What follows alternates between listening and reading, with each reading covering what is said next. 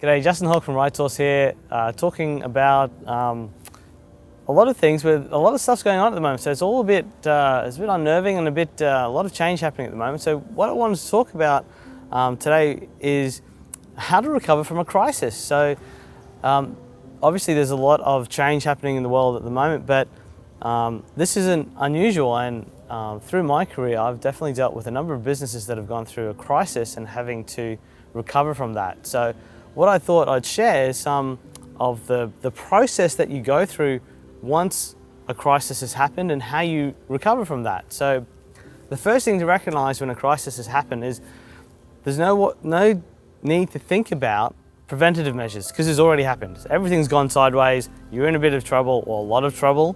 Really what the process is now is to recognize the fact that something's gone wrong, something hasn't gone to plan, and start from there. So the first thing when you've been through a crisis and you recognize that things aren't going well is to effectively do a prune of the business. So what does that mean? Well, it's similar to when you're pruning your plants, is effectively cut back everything that isn't working or is no longer needed. And you really want to do this quite hard. You want to cut back as far as you can, and even to an extent cut back a little more than what you potentially need to, because what you want to be left with once you go through that process is the bones of the business and any of those green shoots that are there or things that are working well. That's what you want to be left with. You don't want to have any dead wood left. You don't want to have anything that's struggling to survive. You want to be really harsh and really clear in terms of the backbone of the business that's left and those parts of the business that are actually working. Once you've gone through and done that pruning process, now you don't actually have to make the cuts, but you have to identify it and have to go, okay, well, this is what's going to get cut out and this is what's left. Once you've done that and you've got a picture of what's left, then it's a process of going, well, is there enough left? Quite often the thing that you're always left with is your people. So you always have your good people.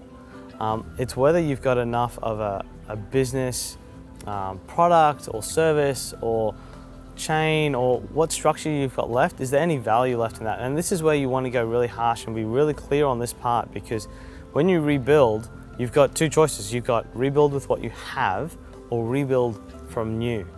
And there's nothing wrong rebuilding from new, fresh start. What you want to be sure of though is if you've spent all this time building a business that you've then had to cut back, if there's some value left in that, well, that gives you a head start. So that's what you want to do. What you don't want to do is go, well, I really like this aspect, or this was going well, I really hope this would work, but it's not working. If you're carrying baggage when you try and restart from a crisis, you're very likely to fall back into a crisis because you don't have the capacity to carry stuff that isn't sustaining itself. Once you've gone through that process and you've decided, well, am I rebuilding from what I had and what I've been able to cut back, or am I shutting that down, tying that off and starting again? Then it's starting a business all over again. So it's starting a plan, putting a plan in place and starting to regrow. Now, the good thing about doing it the second time, it's always quicker. So you've already made all those mistakes that you made last time you started your business or last time you went to grow. You've learned so much. What you'll find, and what I find when I work with business owners who have gone through a crisis and effectively having to rebuild their business, is that they are very clear on the steps they want to take because they know the path that works. They've done all the stuff that doesn't work. They know the path that works. So you are much more likely to succeed in doing it the next time. So this process of looking at your business, cutting back, deciding how you want to rebuild takes time, and you need to pull in those resources around you that can give you those perspectives and that advice. So your accountant's a good one, but other people you work with, the people in your business, they would have a great understanding of what they think is working, what there's not. It's a great time to tap into them. And from that information, you'll get a much better idea where you want to go and be very clear on the way ahead. Now, while all this is going on, so cutting back your business, assessing whether it's still going to go forward, and then making a plan for how that starts, very important what you need to do through this whole time is not go dark, so not disappear from the market. You still need to be doing your social media or doing your advertising, or at least having a presence in the market so that when things turn, or when things, either for your business or for the crisis that's come through, when things start going back up, you've already got a presence. You're not having to rebuild that brand again or rebuild from that side of things. People from the outside feel that your business sure might have changed or morphed a little bit, but you're still doing the same, so that longevity in the marketplace continues.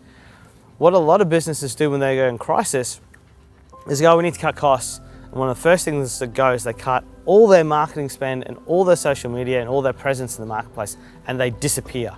And so for the marketplace feels that you've closed up shop. Whether that's right or not, or whether you're going to come back, you then have to get over that impression that you've left. Whereas even if you cut your marketing back, which I completely understand, if you at least leave enough to show, just to remind people that you're still there, you haven't gone away, when you actually come back with full force, the step will be a lot smaller in terms of re-engaging your marketplace. And the last thing with all this, it's a hard time. There's a lot of harsh truths that you have to go through, and a lot of self-questioning, both of yourself and the business. Make sure you're not alone. Like, you may have business partners, you may have advisors that you have a good relationship with.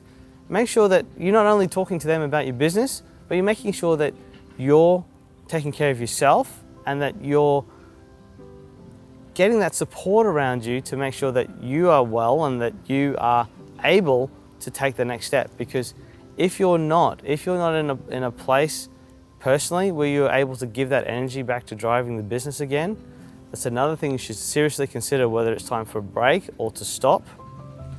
Because if you don't have the energy and you're not going to drive it, no one else will.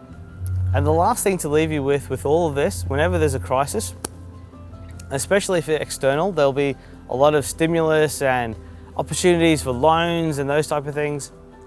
Fundamentally, if you can't see how your business will survive without those loans, or can't be sustainable without those, you need to question whether going for that sustainability or those loans is a good thing to do. You need to be comfortable that your business can succeed, and that using that stimulus is a way that success can be accelerated, not to continue doing something that isn't going to be sustainable. And there's nothing like hard work. That's all it takes at the end of the day. It's just always going to be a lot of hard work to dig yourself out.